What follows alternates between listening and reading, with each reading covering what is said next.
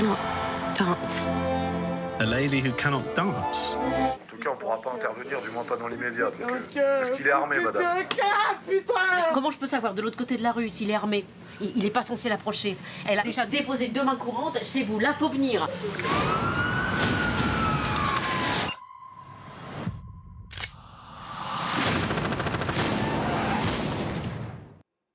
Le retour de la saga Bridgerton pour une 4e saison sur Netflix. L'affaire Laura Stern, série poignante sur les violences faites aux femmes. Enfin, Téhéran, saison 3.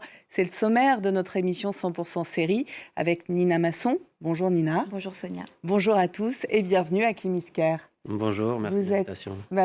Bien sûr, nous aussi, ça nous fait grandement plaisir, d'autant plus que la série est excellente. Vous êtes le réalisateur de l'affaire Laura Stern sur HBO Max. On va revenir sur cette série coup de poing dans un instant, mais d'abord un mot sur la sortie série dont tout le monde parle, Nina.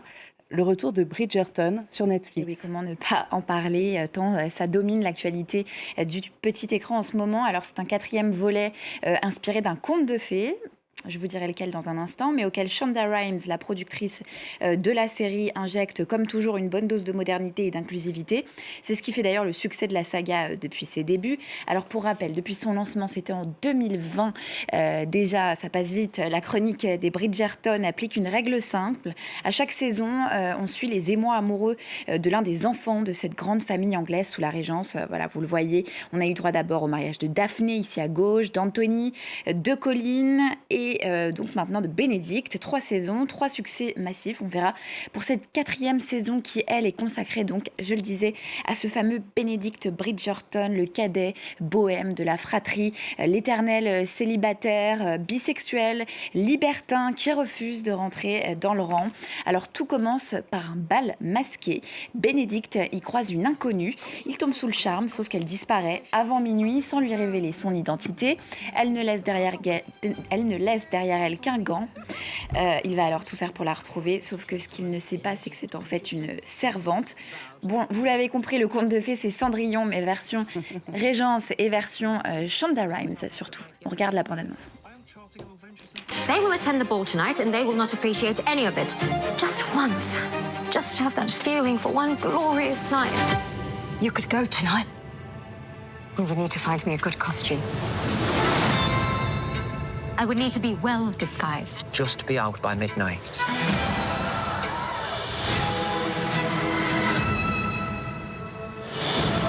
I cannot dance.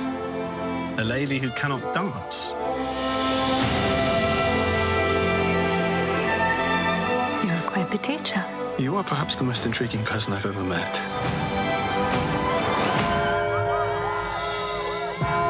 Voilà le gant, le coup de théâtre.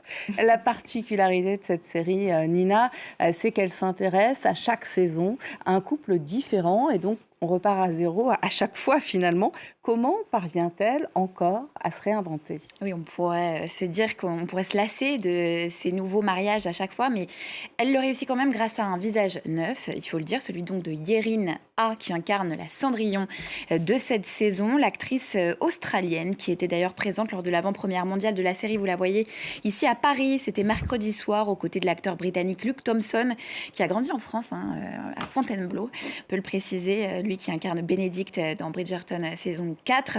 Alors il faut savoir que le nom du personnage de Yerin A a été modifié par rapport à celui des romans de Julia Quinn dont est inspirée la série, changement de nom pour refléter ses origines coréennes. Alors ça paraît pas grand chose comme ça, mais pourtant Bridgerton c'est ça, c'est une promesse constante de modernité, d'inclusivité portée par Shonda Rhimes qui continue de faire de la diversité un choix narratif très fort, à rebours, il faut le préciser aussi, d'un climat politique américain de plus en plus hostile à ces questions. Les 4 premiers épisodes seront disponibles le 29 janvier prochain, les 4 derniers le 26 février, un mois après. Toujours cette même stratégie de Netflix de diviser la diffusion des saisons de Bridgerton. Après Bénédicte, je précise qu'il y aura encore 4 Bridgerton à marier. Autant dire que la machine n'est pas prête de s'arrêter. On passe à une autre série, événement. L'affaire Laura Stern, qui arrive sur HBO Max avant une diffusion sur France 2, une série glaçante sur les violences faites aux femmes. On va en reparler avec vous, Hakim Isker. Mais d'abord, Nina, expliquez-nous Quelle est la singularité de cette série ? Alors franchement, cette série, c'est un choc, un immense choc pour moi. L'affaire Laura Stern, prix de la meilleure série dramatique au Festival de La Rochelle, prix de la meilleure série et de la meilleure interprétation pour Valérie Bonneton à 7. Et on comprend vraiment pourquoi. Alors, pour donner le contexte, Sonia, on est en janvier, 3 féminicides ont déjà été commis en France sur les 10 premiers jours de 2026. À l'échelle mondiale, une femme est tuée toutes les 10 minutes par un proche, selon les chiffres de l'ONU pour 2024. Et la tendance est en hausse. Une réalité que les associations féministes martèlent année après année. Parce que, on le sait, ce sont elles qui se battent au quotidien contre les violences faites aux femmes. Alors, dans cette série, on va justement suivre Laura Stern, mère de famille, pharmacienne, fondatrice de l'association Femmes Debout, qui reçoit les victimes de violences dans l'arrière-boutique de sa pharmacie. Un jour, et la série démarre comme ça, l'une des femmes qu'elle accompagne est abattue dans la rue, sous les yeux donc de Laura Stern, par son compagnon. Malgré la mesure d'éloignement, un homme qui est libre, malgré donc les plaintes répétées de la victime, Laura va donc basculer, révoltée par l'inaction de la police, de la justice. Elle va décider de répondre à la violence par la violence pour empêcher la violence des hommes donc et d'autres féminicides. La série ne donne pas de leçons, elle pose cette question insupportable. Que faire quand la justice ne protège plus ? Je vous propose de regarder un extrait. Commissariat cellule intrafamiliale, bonjour. Bonjour monsieur, oui, Laura Stern de l'association Femmes Debout. Vous vous rappelez ? Qu'est-ce que je peux faire pour vous, madame ? J'ai un individu qui fait l'objet d'une mesure d'éloignement et qui menace une de mes adhérentes, son épouse. Il la menace et d'abord, c'est-à-dire ? C'est-à-dire qu'il attend, il est là devant la pharmacie, il a l'air agité. Ok, bon, il n'a pas agressé. Pour l'instant, c'est que des menaces verbales. Non, ça c'est pas une menace, monsieur. Il a une mesure d'éloignement, monsieur, je vous dis. Il est en infraction. Je ne peux rien faire, madame. En tout cas, on ne pourra pas intervenir, du moins pas dans l'immédiat. Est-ce qu'il est armé, madame ? Comment je peux savoir de l'autre côté de la rue s'il est armé ? Il n'est pas censé l'approcher. Elle a déjà déposé 2 mains courantes chez vous. Là, faut venir. Voilà, ce qui fait toute l'originalité de la série, c'est le changement de point de vue. La série suit une femme, Laura, qui n'est pas elle-même victime de violence. Pourquoi ce choix ? Tout à fait, c'est le grand choix des scénaristes d'avoir voulu adopter un point de vue, d'ailleurs un mono-point de vue, puisqu'on suit le personnage de Laura tout le long de la série. Et moi, personnellement, quand on m'a proposé le projet, j'ai trouvé que c'était une grande idée de se mettre dans la peau d'une personne qui n'était pas victime de violence directement, pour tout simplement, à mon avis, pour impacter plus fort et pour nous questionner tous et pour impacter le spectateur, pour nous mettre chacun à la place de cette femme-là, parce qu'on pourrait tous être Laura. Est-ce que vous la comprenez, justement, votre héroïne, Laura, qui finit par choisir d'utiliser la violence ? Oui, je crois évidemment qu'on la comprend. On n'est pas forcément d'accord avec elle et je pense qu'on ne serait pas tous capables de faire ce qu'elle a fait ou de faire ce qu'elle fait. On n'est pas tous faits du même fer.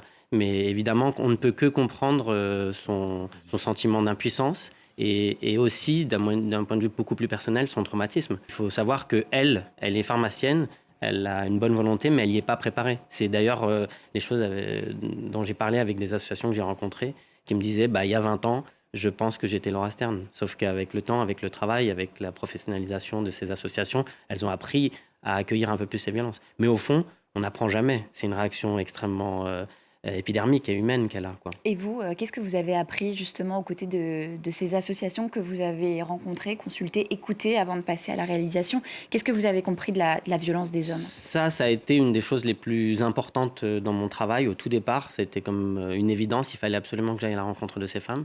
J'ai été extrêmement surpris. J'ai appris beaucoup de choses. J'ai appris les 2 choses qui sont ressorties de manière assez évidente et fulgurante. C'est la dignité et la force et la puissance que dégagent ces femmes victimes.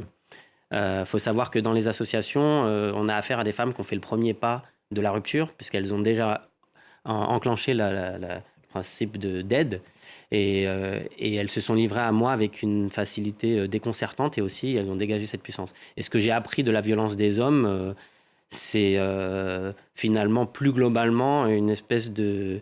Je dirais que ces hommes-là, dont ils m'ont parlé, sont victimes d'un thème plus global, c'est la domination masculine de manière générale dans nos sociétés, quoi. Et Qui ne justifie absolument pas aucune violence. absolument pas. Ouais. Évidemment, mais c'est ce que vous avez compris. C'était aussi un des buts recherchés de la série, pointer la responsabilité de l'État et de la justice. Oui, en second plan, les scénaristes, ils ont eu cette qualité d'écriture de rendre ça humain, personnel, du point de vue d'une femme, de Madame Tout-le-Monde. Mais évidemment, derrière, sans jamais le pointer directement du doigt, évidemment que cette série pointe une inaction, ou en tout cas une irresponsabilité de notre société et de l'État, quoi. Merci infiniment, Hakim Mais je vous en Miresker, prie, d'être merci à venu vous. nous présenter cette série. La fiction toujours hantée par l'actualité dans une autre série, Téhéran. L'une de vos séries coup de cœur, Nina, de retour pour une saison 3. Oui, toute autre chose. Vous savez, Téhéran, c'est le genre de série, une fois que vous avez appuyé sur le bouton play, on n'a plus le temps de respirer, on n'a même plus le temps de penser à ce qu'on est en train de regarder, on est juste scotché devant notre écran. Donc voilà, une série qui se passe en Iran, alors où une partie des Iraniens se révolte contre le régime des mollahs. Téhéran, c'est une série israélienne, la série israélienne d'Apple TV, qui est de retour pour un 3e round. On retrouve ici Tamar, agente du Mossad, envoyée en Iran pour empêcher le régime iranien de se doter de l'arme nucléaire, sauf que pour la 3e saison, elle va devoir regagner la confiance du Mossad qu'elle a perdue pour rester en vie. On va se demander alors comment survivre tout en poursuivant l'impossible. Voilà, c'est cette question qui ne nous laisse aucun répit et qui nous accroche à notre écran tout du long de la série. Merci Nina Masson pour tous vos conseils. Merci à Hakim Miresker. Je rappelle que l'affaire Laura Stern est disponible à partir du 22 janvier sur HBO Max. Et ensuite, ce sera sur France Télévisions. On se quitte donc avec Téhéran sur Apple TV. À très vite. Not who you are, but I need your help. Do you know the risks you have to take to do something like this? The agents are still large. I will hunt them down. Whether it's imbalance, I believe in correcting it. I don't get another chance. I have to see this through.